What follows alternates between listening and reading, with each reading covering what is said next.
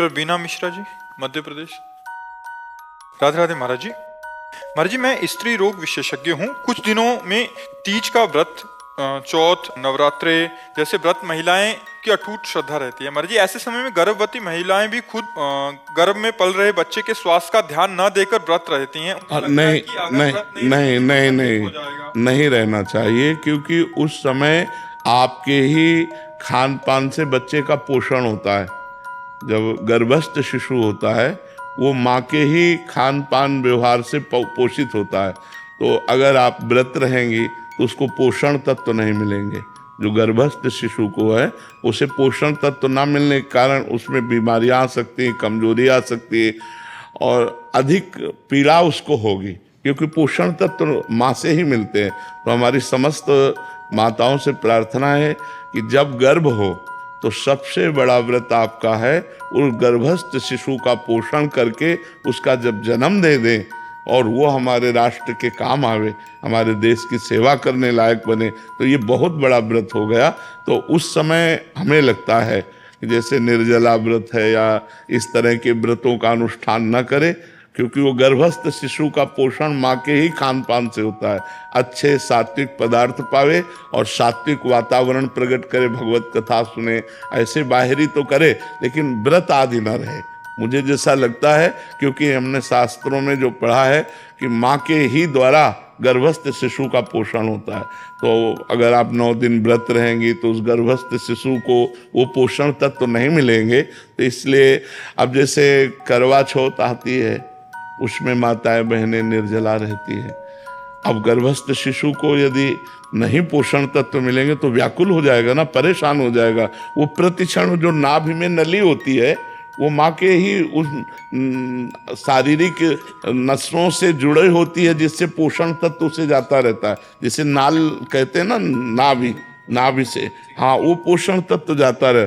प्रति घंटे जो माँ खाती पीती है उसी से उसका सार तत्व निकल करके उस गर्भस्थ शिशु का पोषण करता है। तो हमें लगता है कि माताओं को बाहरी आराधना करनी चाहिए, जैसे भगवान नाम कीर्तन है, पाठ है, पूजा है, ये सब करे, लेकिन खान पान में अपने लिए तो संयम कर सकते हैं, लेकिन उस गर्भस्थ शिशु के पोषण के लिए जैसे हम औषधि आवश्यक है ऐसे वो भोजन आवश्यक है, पोषण तत्व तो आवश्यक है उस बच्चे को। तो हमें लगता है उन दिनों व्रत नहीं रहना चाहिए जी। महाराज जी, रेणु साहू जी, ये किसी अन्य का प्रश्न है। कह रहे हैं कि क्या महिलाएं हनुमान जी का व्रत रख सकती हैं? महाराज जी, बहुत सारे लोग कहते हैं कि नहीं रखना चाहिए। यदि आप भगवान मानते हैं तो हम भगवान के सब बच्चे हैं, चाहे स्त्री हो चाहे पुरुष हो, ये शरीर है लेकिन अंश तो हम भगवान के ही हैं। तो हम क्यों नहीं हनुमान जी महाराज की आराधना कर सकते?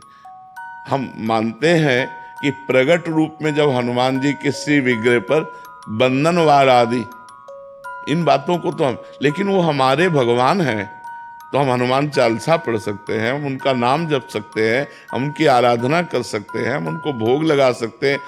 हम बंधन वार आदि की बात नहीं कर रहे कि जैसे उनके शरीर के बंधन आदि, क्योंकि उनका एक परम ब्रह्मचारी स्वरूप भी है, परम ब्रह्मचारी स्वरूप है ना। तो इसलिए जो निषेध करने वाले जन है उसी ब्रह्मचारी को लेके हैं कि वो परम, पर वो भगवान है, वो कोई मनुष्य थोड़ी है, स्वयं शंभु है, स्वयं शंकर भगवान है कि नहीं, प्रसिद्ध है ना, स्वयं शंकर है, 11वें रुद्र का अवतार है। तो हमें लगता है कि जैसे आराधना तो सब कोई कर सकता है, पर हम बंधन वार आदि के लिए अभी प्रमाण नहीं पाया। अपने हाथ से हनुमान जी के शरीर को छूना या उनके बंधन आदि, ये अभी तक हमें, लेकिन हम अपने भाव से कहते हैं कि हमारे वो भगवान हैं, हम हनुमान चालीसा पढ़ें, हम हनुमान जी का नाम जप करें, हम हनुमान जी के लिए भोग की व्यवस्था करें। ये मान लो घर में हनुमान जी विराजमान तो रसोई बनाकर बढ़िया सुंदर भोग लगावें, ये सब हम हनुमान जी की आराधना कर सकते हैं। लेकिन बंधनवार चढ़ाना आदि ये हमें प्रमाण नहीं मिला, इसलिए हम इस विषय में हाँ नहीं कह सकते। बकाया आराधना तो की जा सकती है क्योंकि वो हमारे भगवान है। महाराज जी, आरती कर सकते हो? हाँ, भोग बनाइए, भोग लगाइए, आरती कीजिए। उनका जो श्रीअंग सेवा है उसके लिए, हाँ, उसके लिए हम नहीं कह सकते, क्योंकि उनका एक परम ब्रह्मचारी स्वरूप है। वो परम ब्रह्मचारी महान। तो कहते भाई हनुमान जी सबके हैं, वो हम भी कह रहे हैं। तो ये शरीर धर्म की मर्यादा है। तो हम शरीर धर्म की मर्यादा के अंतर्गत कहते हैं कि बंधनवार चढ़ाना आदि जो हनुमान जी का है वो हमने कहीं नहीं पढ़ा कि माताएं बहनें चढ़ाएं। लेकिन हम भाव से कह रहे हैं कि हनुमान चालीसा पढ़ना, नाम कीर्तन करना, भोग समर्पित कर देना, आरती कर देना, ये निषेध है। उनके श्रीअंग की सेवा के लिए हमने कहते हैं ये बात। बजरंगबाण रोज पढ़ा जा सकता है? भगवान का यश मान करके क्यों नहीं किया जा सकता? लोग बोलते हैं कि बजरंगबाण रोज नहीं पढ़ना चाहिए।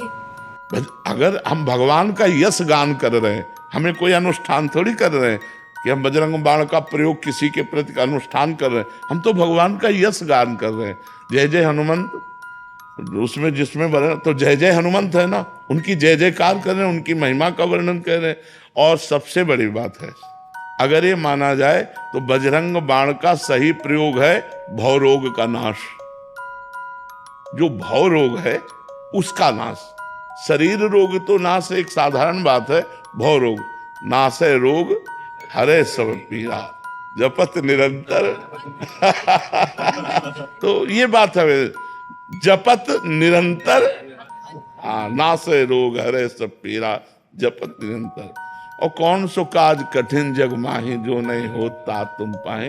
तो अगर हमारी श्रद्धा है कि हम भगवान का यश गान कर रहे हैं तो हमें कोई परेशानी नहीं।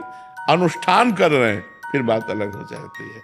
जैसे हम देवी माँ हैं, दुर्गा देवी, कात्यायनी देवी, चामुंडा देवी, हम माँ भाव से आराधना कर रहे हैं वो अलग हो गया, और शक्ति भाव से वो एक अलग हो गया।